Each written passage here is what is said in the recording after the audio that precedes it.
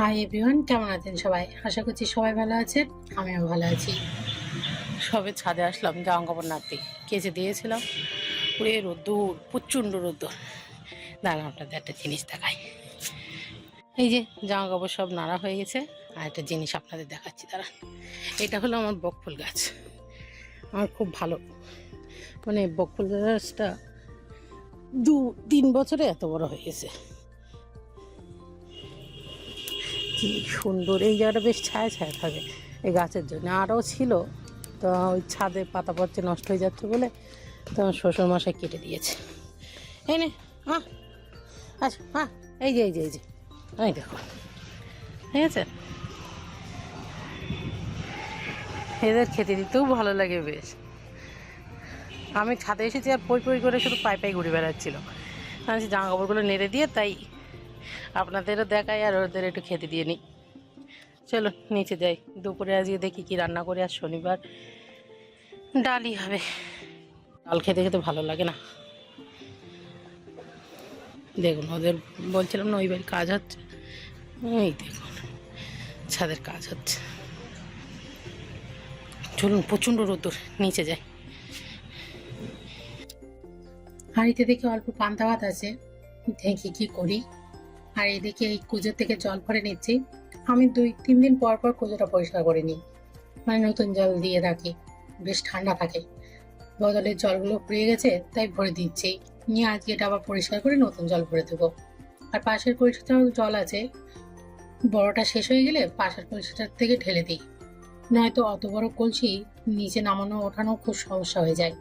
তো চলুন আজকে কি কি রান্না করবো আপনাদের একটু দেখিয়ে দিই।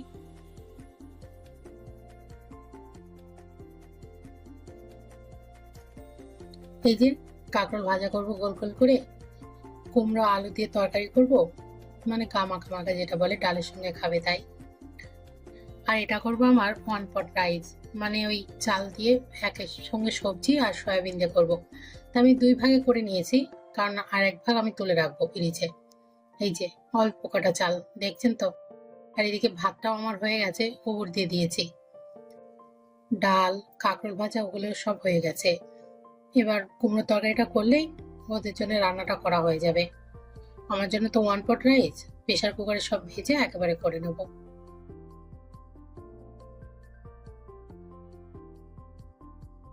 রান্নাও হয়ে গেছে, বাসনপত্র হয়েছে বেসিনে অনেকগুলো। সারাদিন যে কতগুলো বাসন মাজতে হয় তার কোনো ঠিক নেই।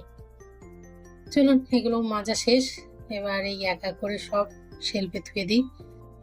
আর বাইরে যে হারে রোদ্দুর, মানে গরমে অতিষ্ঠ হয়ে যেতে হচ্ছে একেবারে, মানে রান্নাঘরে থাকা যাচ্ছে না, এতটাই প্রচন্ড রোদ্দুর।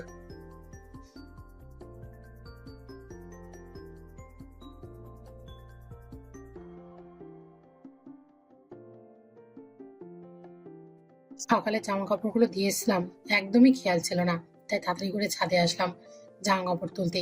আর এত রোদ্দুর, পুরো ছাদে পা দেওয়া যাচ্ছে না, প্রচন্ড রোদ্দুর। আমারও জিনিসগুলো নেওয়া হয়ে গেছে।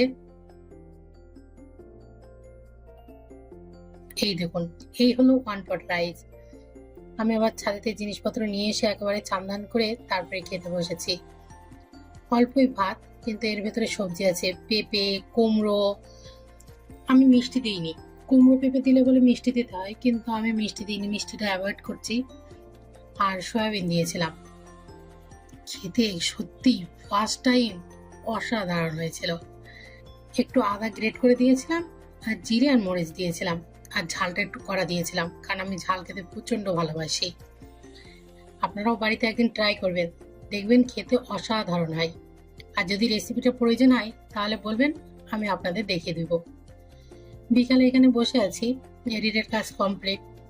বারবার কারেন্ট যাচ্ছে আসছে, আর এদিকে একটু মুখ ছুঁচো করছিল, তাই ফ্রিজে দেখি অল্প একটু আচার আছে, তাই তার থেকে একটু নিয়ে আসলাম।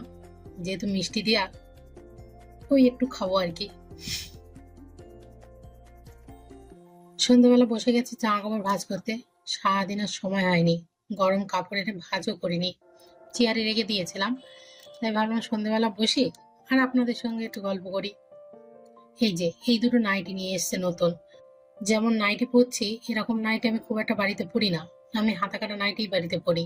তো এই গরমে এই হাতা লাগানো নাইটি পরে রান্না বান্না করা, কাজ করা খুবই অসুবিধা হয়ে যাচ্ছে, প্রচন্ড গরম লাগছে। তাই জন্য আবার এই দুটো নাইটি নিয়ে আসা হয়েছে।